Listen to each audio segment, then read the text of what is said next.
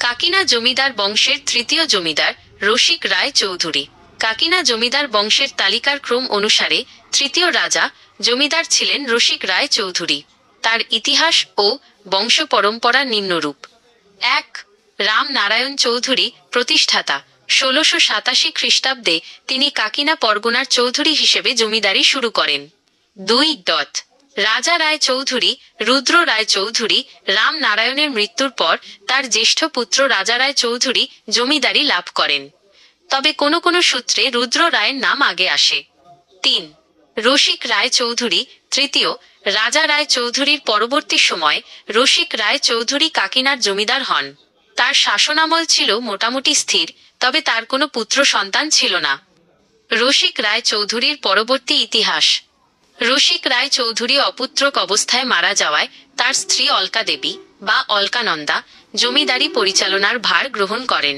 তিনি জমিদারি টিকিয়ে রাখার জন্য রামরুদ্র রায় চৌধুরীকে দত্তক গ্রহণ করেন, যিনি পরবর্তীকালে ১৮২৩ খ্রিস্টাব্দ পর্যন্ত কাকিনার জমিদারি শাসন করেন। কাকিনা রাজবংশের পূর্ণ তালিকা।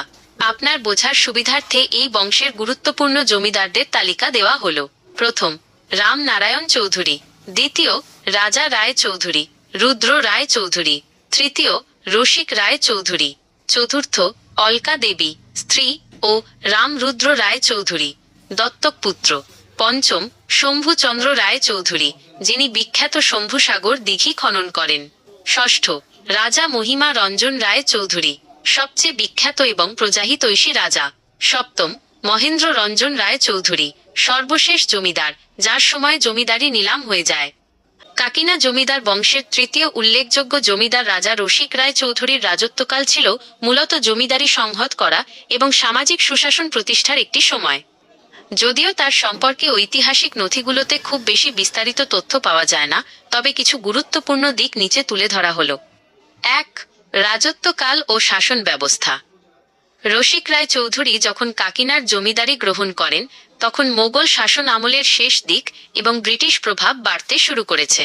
তিনি অত্যন্ত কঠোর ও নিয়মতান্ত্রিক একজন শাসক ছিলেন। তার সময় কাকিনা পরগনার সীমানা এবং রাজস্ব আদায়ের ব্যবস্থা আরও সুশৃঙ্খল হয়। ২. ধর্ম ও সমাজ সেবা।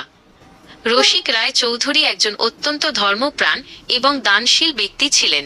তার রাজত্বকালে বেশ কিছু মন্দির নির্মাণ, স্থানীয় প্রজাদের জন্য কৃষিকাজে সহায়তা এবং দান দক্ষিণা করার জন্য পরিচিত ছিলেন। ৩. উত্তরাধিকার সংকট। ঐতিহাসিক মোড়।